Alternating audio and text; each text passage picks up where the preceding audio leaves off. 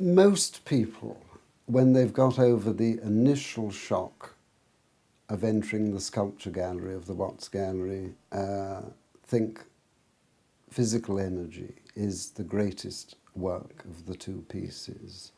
In my perverse way, I think Tennyson is his greatest achievement in sculpture. Physical Energy is perhaps the most spectacular, and of course it is in Kensington Gardens in its bronze form in London, and a lot of people know it. But Tennyson, the bronze of which is outside Lincoln Cathedral, is a loving portrait of one of his dearest friends. Watts didn't begin it until he was 81 years old, which is astonishing to begin with. He had what one might call a spot of bother with it. The first figure, as Mary Watts says, proved unsatisfactory and had to be broken up. I was told from another source that it fell over and nearly killed him, and he had to start all over again. He didn't begin it until after Tennyson's death. He was asked to advise on the memorial to Alfred Lord Tennyson for the city of Lincoln, the Tennysons being a Lincolnshire family. And he rather rashly offered to do it, simply for the cost of the materials, as a tribute to his old friend, whom he'd known for almost 50 years and of whom he'd painted 5 portraits, 3 of which are truly wonderful, and the other 2 certainly pass muster. So, in view of his great eminence at the time, he was given carte blanche to do what he thought was appropriate.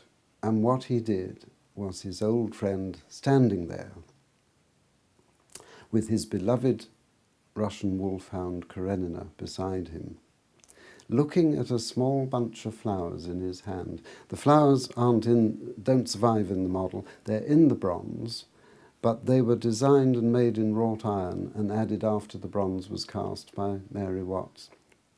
The idea for the sort of text for the piece was a poem that Tennyson wrote entitled Flower in the Craned Wall. And Watts, alas, didn't see the bronze cast. He died during the casting.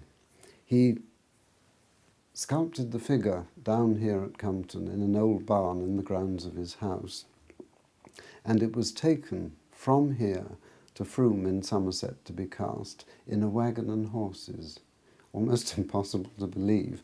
He certainly wouldn't trust it to the railway, which I think was probably very wise of him because it might well still have been languishing at Crewe.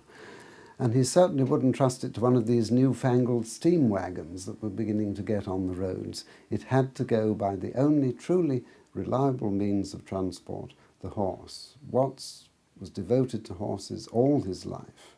And the culmination, of course, of his devotion was the great Physical Energy.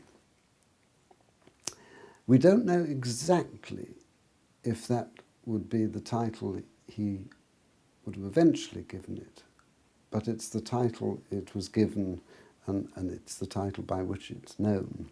It always reminds me, I think of it, as Watts's piece of knitting.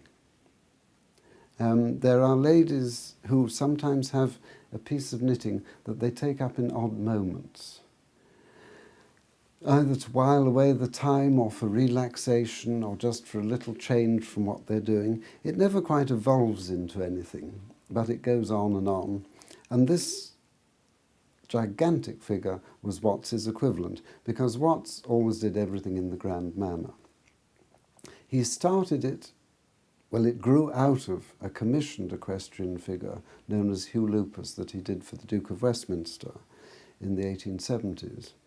And whilst he was working on that, he thought it would be rather jolly to have another one to play with.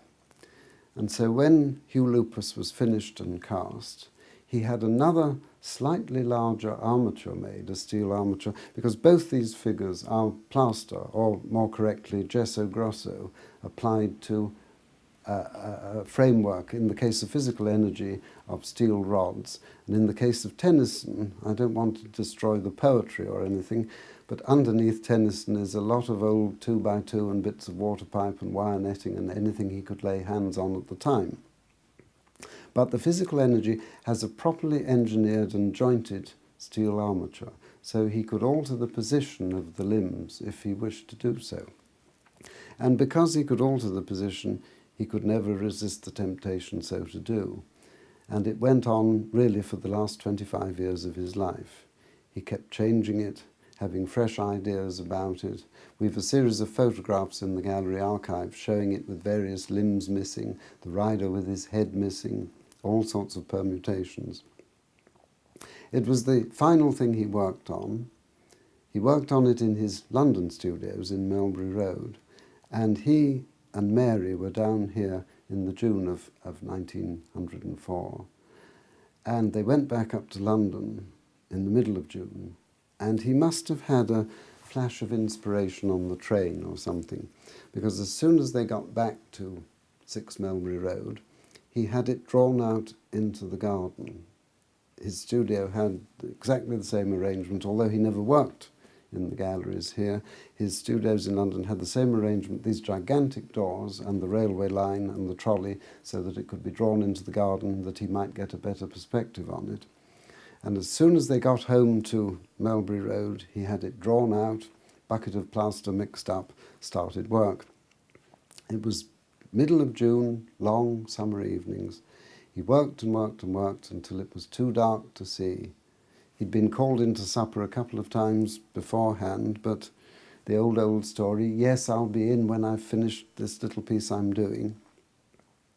And he stayed out till it was too dark to see, and he caught a chill which turned to bronchitis and killed him a fortnight later. And as Mary Watts said in her diary, if only I had insisted he come in the first time.